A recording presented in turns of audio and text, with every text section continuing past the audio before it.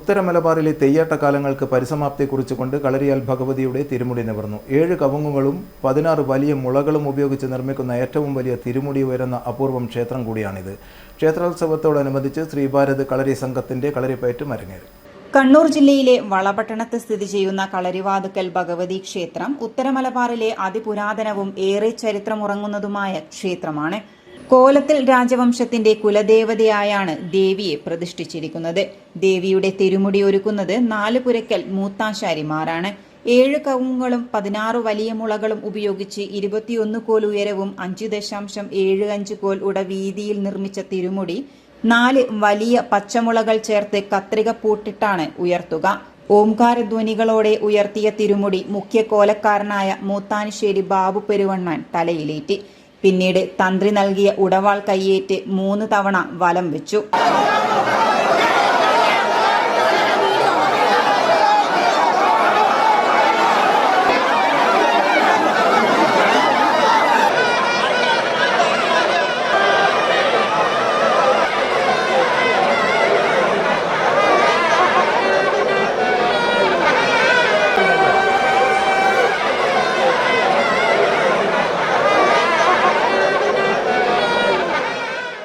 പിന്നീട് സന്ധ്യാദീപത്തിനു മുന്നേ തിരുമുടി താഴ്ത്തി.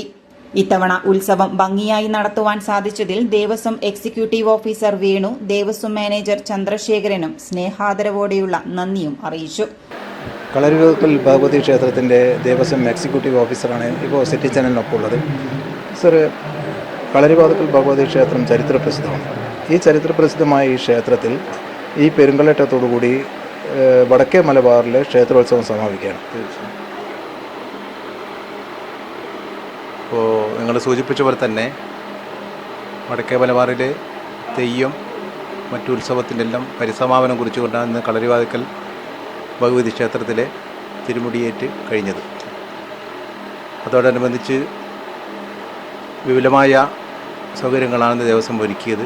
അതിൻ്റെ അടിസ്ഥാനത്തിൽ ഏതാണ്ട് ഒരു 10-20 ദിവസമായിട്ട് തന്നെ ദേവസ്വം ഇതിൻ്റെ പിറകെ തന്നെ ഓരോരോ കാര്യങ്ങളും ഏർപ്പാടാക്കി ഇന്ന് നല്ല നിലയിൽ ഭഗവതിയുടെ കടാക്ഷത്താൽ ഏറ്റവും ഭംഗിയായി ഈ മഹോത്സവം പരിസമാപിച്ചിരിക്കുകയാണ്. എന്തായാലും ഇവിടെ എത്തിച്ചേർന്ന എല്ലാ ഭക്തജനങ്ങൾക്കും എല്ലാവർക്കും ഭഗവതിയെ കണ്ട് പ്രാർത്ഥിച്ച് തൊഴുവാനും അനുഗ്രഹമാകുവാനും സാധിച്ചതിൽ ഏറ്റവും അതിയായ സന്തോഷം ദേവസ്വം രേഖപ്പെടുത്തുകയാണ്. നമുക്ക് എടുത്തു പറയേണ്ട ഒരു വിഭാഗമുണ്ട് ഇവിടെ, അതായത് ഇവിടുത്തെ വളണ്ടിയേഴ്സ്.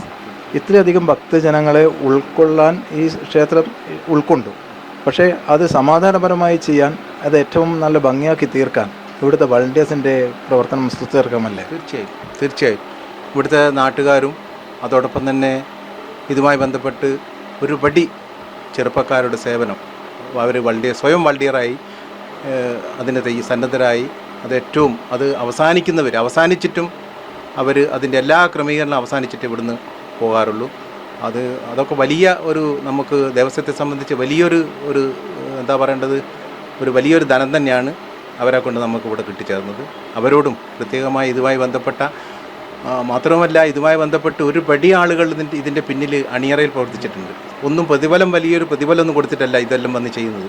ദേവസ്വത്തിൻ്റെ പണ്ടുകാലത്ത് പൂർവികർ ചെയ്ത ഒരു അനുഷ്ഠാനം എന്ന രീതിയിൽ ഇതൊക്കെ ഇന്നും നിറവേറ്റി ഭംഗിയായി അത് ചെയ്തു തരിക. ഇതിനൊന്നും കൃത്യമായൊരു കൂലിയൊന്നുമില്ല. ഇതൊക്കെ എന്താ പറയേണ്ടത്, ഭഗവതിയോടുള്ള ഒരു അർപ്പണം മാത്രമാണ്. തീർച്ചയായിട്ടും എന്തായാലും അതിനൊക്കെ ഇത് നന്നായി കാണിച്ച നിങ്ങളുടെ ചാനൽ, സിറ്റി ചാനലിനും ഏറ്റവും നല്ല അഗാധമായ നന്ദി രേഖപ്പെടുത്തുന്നു. നമസ്കാരം. വളപട്ടണം കോട്ടയിലെ കളരി സങ്കേതമായാണ് കളരിയാൽ ഭഗവതിയുടെ ആരൂഢമെന്ന് വിശ്വസിച്ചു പോരുന്നു. പിന്നീട് കളരി നാമാവശേഷമായെങ്കിലും കളരിവാതുക്കൽ ഭഗവതി ക്ഷേത്രം ഇന്നു കാണുന്ന സ്ഥലത്ത് ഉയർന്നു വരികയും ചെയ്തു. ഈ ക്ഷേത്രവുമായി ബന്ധമുള്ള കളരി അഭ്യാസികൾ വയനാട്ടുകുലവന്റെ പിന്മുറക്കാരാണ് എന്ന് ഐതിഹ്യവുമുണ്ട്.